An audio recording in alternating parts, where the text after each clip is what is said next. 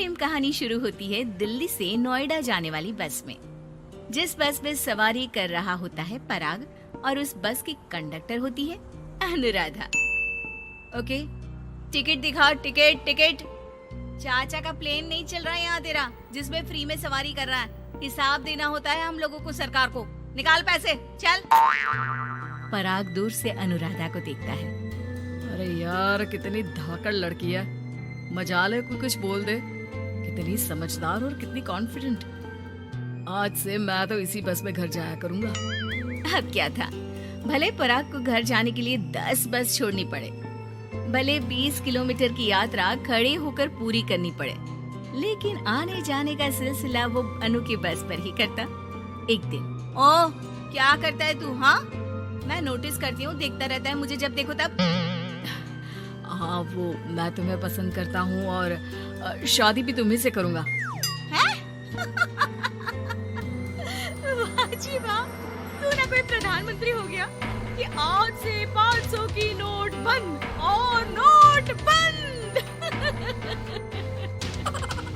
नाजिना, इतनी तो नहीं चलती, लेकिन हाँ, तुम्हें प्यार करता हूँ। तुम्हें कोई प्रॉब्लम नहीं होने दूंगा, ये वादा करता हूँ। हाय देखिए अपनी, मेरे लिए कोई ऐसा लड़का चाहिए जो मेरी तरह लंबा चौड़ा हो। अरे जोड़ी भी तभी अच्छी लगती है। जरूरी नहीं है, जो आपको खुश रखे, आपके इमोशंस को समझे और आपसे बहुत सारा प्यार करे, जोड़ी तो उसी के साथ अच्छी लगती है। फिर क्या था, हीरोइन को हीरो से प्यार हो जाता है और दोनों शादी कर लेते हैं। शादी के बाद देख, अब तो इस घर की बहू है। अगर समझ गई है तो ये कंडक्टर वाली ड्रेस पहनकर घर से निकलने की जरूरत नहीं है। पराग अच्छा कमाता है तो तेरी नौकरी की भी जरूरत नहीं है हम लोगों को। अरे कैसी बात कर रही है माँ जी, यूँ कोई सरकारी नौकरी छोड़ता है क्या? और जब मेरी नौकरी लगी थी, मेरी अम्मा कितनी खुश हुई थी पता है। मैं तो नौकरी करूँगी। अरे नौकरी करेगी तो डंडे से मारूंगी, और हाँ, जो निकली घर से बाहर ना तो हाथ पैर तोड़ दूंगी और घर से बाहर निकाल दूंगी, देख लेना। अनु को समझ में नहीं आता कि वो सास को कैसे समझाए कि सरकारी नौकरी लगना आसान बात नहीं होती, और उसने इस नौकरी को पाने के लिए कितनी हार्ड वर्क की थी। रात को अनु पराग से बात करती है। देखो पराग, मैं नौकरी करना चाहती हूँ। मुझे नहीं पता था कि तुम्हारी माँ को मेरी नौकरी से प्रॉब्लम होगी, वरना। ऐसी बात नहीं है, मैं माँ को समझाता हूँ।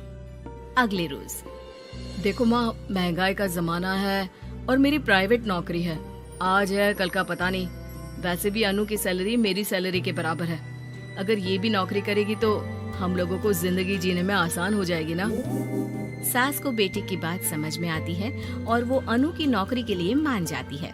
अगले रोज, बेटा बहू, तुम लोगों को लेकर मुझे कुल देवी के दर्शन के लिए जाना है, तो रविवार को दोनों सुबह ही तैयार हो जाना। अगले रोज दोनों तैयार हो जाते हैं और कुल देवी के मंदिर पहुंच जाते हैं।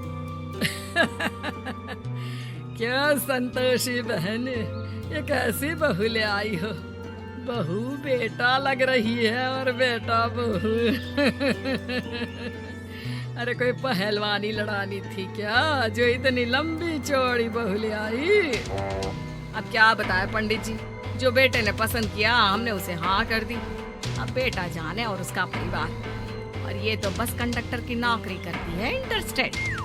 और सच्ची, वाह वाह वाह, यह तो बड़ी बात है संतोषी। तुम तो किस्मत वाली निकली जो सरकारी नौकरी की बहू ले आई। यह तो वही बात हो गई कि घी के लड्डू का कोई शेप थोड़ी ना देखता है तो घी का लड्डू ही। सास को बहू की तारीफ सुनकर बिल्कुल अच्छा नहीं लगता। वो जल्दी से पूजा पाठ करवा कर उन लोगों को घर ले आती है। एक रोज, संतोषी बहन, तुम लोगों का घर बड़ा अजीब सा लगता है। भाई साहब बहन जी और बहन जी भाई साहब जैसी। अरे बस किया कर, सरकारी नौकरी देखी तो हाँ बोल दिया, और इतना भी क्या, पैसे की चिंता। चलती हूँ, खाना बनाना है।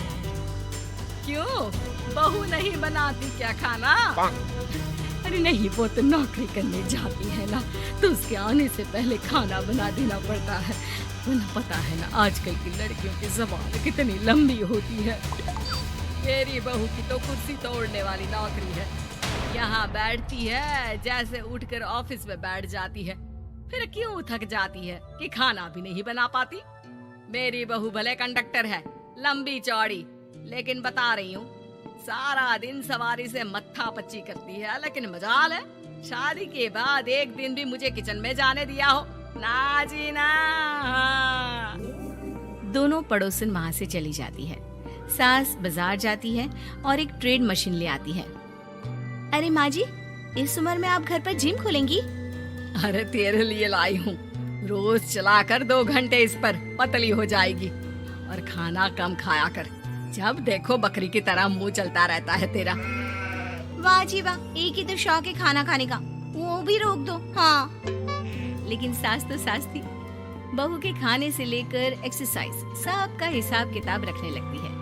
अरे मैं मोहल्ले वालों को बताकर रहूंगी कि मेरी बहू भी शिल्पा शेट्टी की तरह पतली हो सकती है। वही बहू बस में जब सवारी का टिकट काट रही होती है, उसे चक्कर आ जाता है और वो गिर जाती है। सवारी हैरान परेशान हो जाती है और ड्राइवर को वहाँ बुलाती है।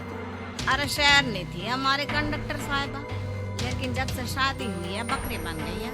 सास को तो बस इनके खाने की ही लगी रहती है। ड्राइवर बस में बिठाकर बहू को घर छोड़ आता है और सास को कहता है, अरे पता है आपकी बहू कितनी धाकड़ है, किसी को बात करने से पहले 4 बार सोचना पड़ता है कि बोले या ना बोले, कहीं झापड़ ना पड़ जाए।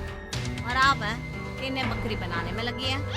अरे जो निकल यहाँ से, मेरी बहू है, मैं इसे बकरी बनाऊं या फिर गीदड़, तुम्हें क्या पता लोग कैसा मजाक उड़ाते हैं कि बहू इनकी बस की कंडक्टर है। बोलो मुझे कैसा लगता होगा?